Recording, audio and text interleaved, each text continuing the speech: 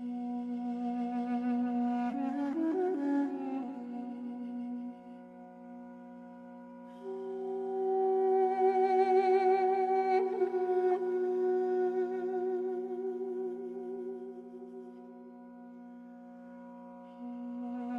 میرے بیٹے حسن اور حسین، میں تم دونوں کو نصیحت کرتا ہوں کہ تقوی الہی اختیار کیے رہنا، اور دنیا تمہاری کتنی ہی طلبگار ہو،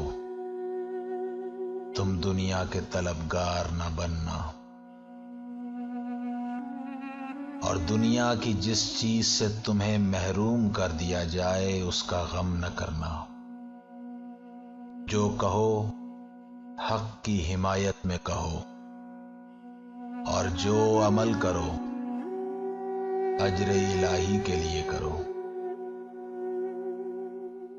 ظالم کے مخالف اور مظلوم کے مددگار رہو۔ میں تم دونوں کو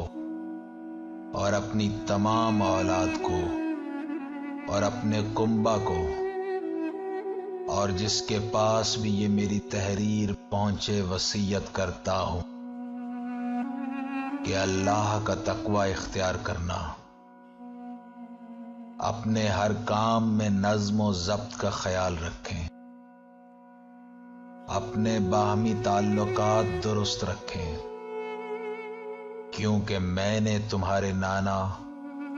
حضرت محمد مصطفیٰ صلی اللہ علیہ وآلہ وسلم کو ارشاد فرماتے ہوئے سنا کہ لوگوں کے درمیان اصلاح کرنا 1 سال نماز روزے سے افضل ہے۔ دیکھو، یتیموں کے بارے میں اللہ کو یاد رکھو، ایسا نہ ہو کہ انہیں فاقہ کرنا پڑے، اور نہ ایسا ہونے پائے کہ وہ تمہارے سامنے قسم پرسی کی حالت میں ضائع ہو جائیں۔ اور خدا سے ڈرتے ہوئے اپنے پڑوسیوں کے حقوق کا خیال رکھنا، کیونکہ وہ تمہارے نبی کی وصیت کے مطابق ہے۔ آپ برابر ان کے بارے میں وصیت و نصیحت فرماتے رہے، یہاں تک کہ ہمیں گمان ہوا کہ آپ انہیں حق کے وراثت بھی عطا کرنے والے ہیں۔ اور دیکھو، قرآن کے بارے میں خدا کو نہ بھولنا، ایسا نہ ہو کہ اور لوگ اس کے احکام پر عمل کرنے میں تم سے آگے نکل جائیں۔ نماز کے بارے میں اللہ سے ڈرتے رہو، کیونکہ یہ تمہارے دین کا ستون ہے، اور خدا را اپنے پروردگار کے گھر کو جب تک جیتے رہو خالی نہ چھوڑنا، کیونکہ اگر اسے چھوڑ دیا گیا تو تمہیں مہلت نہیں ملے گی اور بلا میں گرفتار ہو جاؤ گے۔ اور خدا کی راہ میں مال، جان، زبان سے جہاد کرنے کے بارے میں خدا کو یاد رکھنا، باہمی تعلقات کو استوار رکھنا،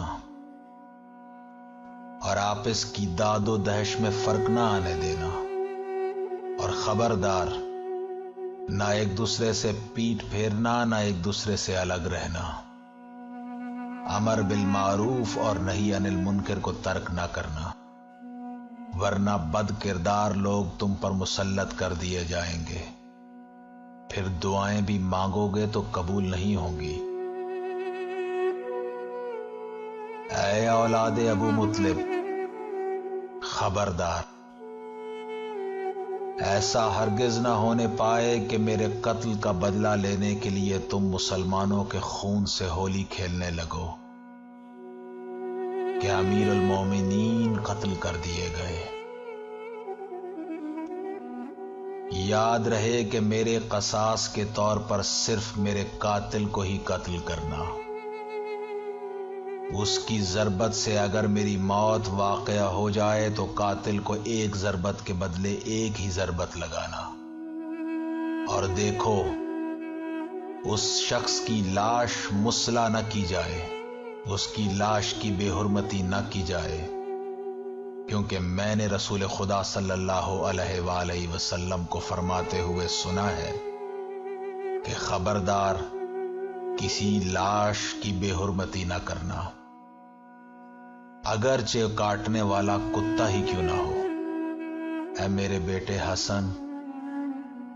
میں تم سے کچھ بات کرنا چاہتا ہوں۔